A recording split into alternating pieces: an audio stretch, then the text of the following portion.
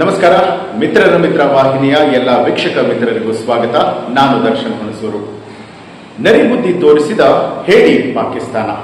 ಹೌದು, ಭಾರತದ ವಿರುದ್ಧ ನೇರವಾಗಿ ಹೋರಾಡೋದಕ್ಕೆ ಧೈರ್ಯ ಇದ್ದಿರುವಂತ ಹೇಳಿ ಪಾಕಿಸ್ತಾನ ಆಗಾಗ ನರಿಬುದ್ಧಿಯನ್ನ ತೋರಿಸ್ತಾನೆ ಇರುತ್ತೆ.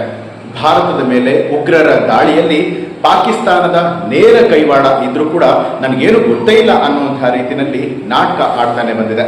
ಇನ್ನು ಪಹಲ್ಗಾಮಲ್ಲಿ ಪ್ರವಾಸಿಗರ ಮೇಲೆ ದಾಳಿಯಾದ ಬಳಿಕ ಭಾರತದ ರಕ್ಷಣಾ ಪಡೆಗಳು ಯಾವಾಗ ಪಾಕ್ನ ಉಗ್ರರ ಅಡಗು ತಾಣಗಳನ್ನ ಧ್ವಂಸ ಮಾಡ್ತೋ, ಪಾಕಿಸ್ತಾನ ಭಾರತನೇ ನಮ್ಮ ಮೇಲೆ ದಾಳಿಯನ್ನ ಮಾಡಿದೆ ಅಂತ ಹೇಳಿ ಡ್ರೋನ್ ಹಾಗೆ ಕ್ಷಿಪಣಿ ದಾಳಿಗಳನ್ನ ಮಾಡೋದಕ್ಕೆ ಆರಂಭ ಮಾಡಿದೆ.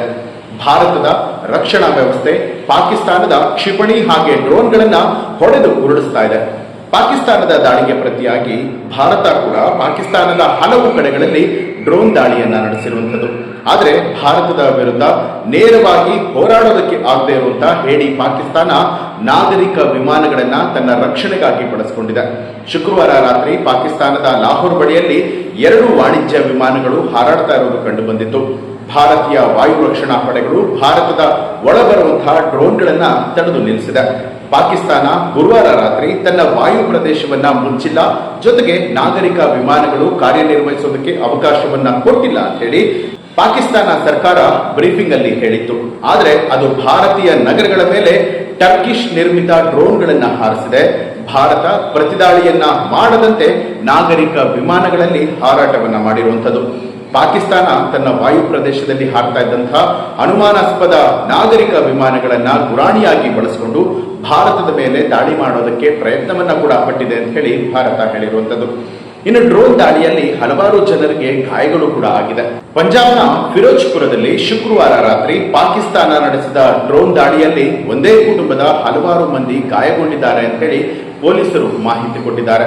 ಕೆಲವರಿಗೆ ಸುಟ್ಟ ಗಾಯಗಳಾಗಿದೆ. ಅದರಲ್ಲಿ ಒಬ್ಬರ ಸ್ಥಿತಿ ಈಗಲೂ ಕೂಡ ಗಂಭೀರವಾಗಿದೆ. 3 ಜನರು ಗಾಯಗೊಂಡಿರುವಂತದ್ರ ಬಗ್ಗೆ ನಮಗೆ ಮಾಹಿತಿ ಬಂದಿದೆ. ಅವರಿಗೆ ಸುಟ್ಟ ಗಾಯಗಳಾಗಿದೆ. ವೈದ್ಯರು ಅವರಿಗೆ ಚಿಕಿತ್ಸೆಯನ್ನ ಕೊಡ್ತಾ ಇದ್ದಾರೆ ಅಂತಲೂ ಕೂಡ ಪೊಲೀಸರು ತಿಳಿಸಿರುವಂತದ್ದು.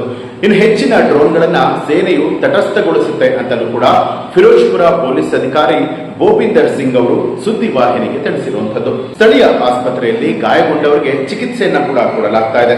3 ಸದಸ್ಯರಲ್ಲಿ 2 ಸುಟ್ಟ ಗಾಯಗಳಾಗಿದೆ. ಆದರೆ ಒಬ್ಬ ಮಹಿಳೆಯ ಸ್ಥಿತಿ ಈಗಲೂ ಕೂಡ ಗಂಭೀರವಾಗಿದೆ ಅಂತ ಹೇಳಿ ಅಲ್ಲಿನ ಸ್ಥಳೀಯ ವೈದ್ಯರು ಮಾಹಿತಿಯನ್ನು ಕೊಟ್ಟಿದ್ದಾರೆ. ಇನ್ನು ಭಾರತದ ಗಡಿಯ 26 ಕಡೆಗಳಲ್ಲಿ ಪಾಕಿಸ್ತಾನದ 100 ಡ್ರೋನ್ಗಳು ದಾಳಿಯನ್ನ ಮಾಡಿದೆ. ಇದಕ್ಕೆ ಪ್ರತ್ಯುತ್ತರವಾಗಿ ಭಾರತ ಕೂಡ ತಿರುಗೇಟನ್ನ ಕೊಟ್ಟಿದೆ. ಉಗ್ರರ ದಾಳಿಗೆ ಪ್ರತಿಯಾಗಿ ಭಾರತ ನಡೆಸಿದಂತಹ ಆಪರೇಷನ್ ಸಿಂಧೂರ್ ಪಾಕಿಸ್ತಾನವನ್ನ ಇದೀಗ ಬೆಚ್ಚಿ ಬೀಳುವಂತೆ ಮಾಡಿದೆ. ಇದರಿಂದ ದಿಕ್ಕಾಪಾಲಾಗಿರುವಂತಹ ಪಾಕಿಸ್ತಾನ ಭಾರತದ ವಿರುದ್ಧ ಸತತವಾಗಿ ಡ್ರೋನ್ ದಾಳಿಯನ್ನ ನಡೆಸ್ತಾನೆ ಬಂದಿರುವಂತದ್ದು. ಮೇ 7ನೇ ತಾರೀಕಿನಂದು ಭಾರತ ನಡೆಸಿದ ಆಪರೇಷನ್ ಸಿಂಧೂರ್ ದಾಳಿ ಬೆನ್ನಲ್ಲೇ ಪಾಕಿಸ್ತಾನ ಕೂಡ ಈಗ ದಾಳಿಯನ್ನ ನಡೆಸೋದಕ್ಕೆ ಶುರು ಮಾಡಿದೆ. ಇದು ಸತತವಾಗಿ 3 ದಿನ ಆದರೂ ಕೂಡ ಮುಂದುವರಿತಾ ಇರುವಂತದ್ದು. ಜಮ್ಮು ಕಾಶ್ಮೀರ, ಪಂಜಾಬ್, ರಾಜಸ್ಥಾನ ಹಾಗೆ ಗುಜರಾತ್ ರಾಜ್ಯಗಳಲ್ಲಿ ಪಾಕ್ ಡ್ರೋನ್ಗಳು ಕಾಣಿಸಿಕೊಂಡಿದೆ. ಪಂಜಾಬ್ನ ಫಿರೋಜ್ಪುರದಲ್ಲಿ ಮಾತ್ರ ಪಾಕ್ ಡ್ರೋನ್ ದಾಳಿ ಯಶಸ್ವಿಯಾಗಿದೆ.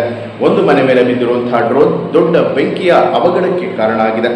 ಒಂದೇ ಒಂದು ದಿನದಲ್ಲಿ ಅಂದ್ರೆ ನಿನ್ನೆ ಜಮ್ಮುವಿಗೆ ಮಾತ್ರ 100 ಡ್ರೋನ್ಗಳು ಬಂದಿದೆ ಅನ್ನುವಂತಹ ಮಾಹಿತಿಯನ್ನ ಪೊಲೀಸರು ಹೇಳಿದ್ದಾರೆ. ಕಾಶ್ಮೀರ ಕಣಿವೆಯ ಬಾರಾಮುಲ್ಲಾದಿಂದ ಗುಜರಾತಿನ ಭುಜ್ವರೆಗೆ 26 ಸ್ಥಳಗಳಲ್ಲಿ ಪಾಕ್ ಡ್ರೋನ್ಗಳು ಕಾಣಿಸಿಕೊಂಡಿದೆ. ಸತತವಾಗಿ 3 ದಿನಗಳಿಂದ ನಡೀತಾ ಇರುವಂತಹ ಈ ಒಂದು ದಾಳಿಯಲ್ಲಿ ನಿನ್ನೆ ಮಾತ್ರ 1 ಡ್ರೋನ್ ನೆಲಕ್ಕೆ ಬಿದ್ದಿರುವಂತದ್ದು. ಉಳಿದ ಎಲ್ಲಾ ಡ್ರೋನ್ಗಳನ್ನ ಭಾರತೀಯ ವಾಯು ರಕ್ಷಣಾ ಪಡೆಗಳು ನಾಶಪಡಿಸಿದೆ. ಇಲ್ಲಿ ನಾವು ಬಹಳ ಗಮನಿಸಬೇಕಾಗಿರುವಂತಹ ಅಂಶ ಏನು ಅಂತ ಹೇಳಿದ್ರೆ, ಪಾಕಿಸ್ತಾನ ನಡೆಸಿರುವಂತಹ ಡ್ರೋನ್ ದಾಳಿನಲ್ಲಿ ಕೆಲವು ಡ್ರೋನ್ಗಳನ್ನ ಹೊರತುಪಡಿಸಿದ್ರೆ ಹೆಚ್ಚಿನ ಡ್ರೋನ್ಗಳಲ್ಲಿ ಯಾವುದೇ ರೀತಿಯಾದ ಸ್ಫೋಟಕನೇ ಕಂಡು ಬಂದಿಲ್ಲ. ಖಾಲಿ ಡ್ರೋನ್ಗಳನ್ನ ಯಾವ ಕಾರಣಕ್ಕೆ ಹಾರಿಸಲಾಯಿತು ಅನ್ನುವಂಥದ್ದೇ ಹಲವು ಅನುಮಾನಗಳಿಗೆ ಕಾರಣ ಆಗ್ತಾ ಇರುವಂಥದ್ದು. ಇನ್ನು ಭಾರತ ಉಗ್ರಗಾಮಿಗಳ ನೆಲೆಗಳ ಮೇಲೆ ದಾಳಿಯನ್ನ ನಡೆಸಿದ ಸಂದರ್ಭದಲ್ಲಿ ಉಗ್ರರ ಅಂತ್ಯ ಸಂಸ್ಕಾರದಲ್ಲಿ ಪಾಕಿಸ್ತಾನದ ಸೇನಾ ಪಡೆಗಳು ಜೊತೆಗೆ ಹಲವಾರು ಜನ ರಾಜಕೀಯ ಗಣ್ಯರು ಕೂಡ ಭಾಗಿಯಾಗಿದ್ರು. ಈ ಒಂದು ದಾಳಿಗೂ ಪಾಕಿಸ್ತಾನ ಸೇನೆಗೂ ಯಾವುದೇ ರೀತಿಯಾದ ಸಂಬಂಧ ಇಲ್ಲ ಅಂತ ಹೇಳಿ ಊಟಾಟಿಕೆಗೆ ಮಾತನಾಡುವಂತಹ ಪಾಪಿ ಪಾಕಿಸ್ತಾನ ಭಾರತದ ಮೇಲೆ ನೇರವಾಗಿ ಹೋರಾಡುವಂತಹ ಧೈರ್ಯ ಇಲ್ಲದೆ ಹೇಳಿಯಂತೆ ನರಿಬುದ್ಧಿಯನ್ನ ತೋರಿಸ್ತಾ ಇದೆ. ಸದ್ಯದಲ್ಲೇ ಇದಕ್ಕೆಲ್ಲ ಪ್ರತ್ಯುತ್ತರವನ್ನ ಮುಟ್ಟಿ ನೋಡ್ಕೊಳ್ಳೋ ರೀತಿಯಲ್ಲಿ ಕೊಡಲಿದೆ ನಮ್ಮ ಹೆಮ್ಮೆಯ ಭಾರತೀಯ ಸೇನಾಪಡೆ.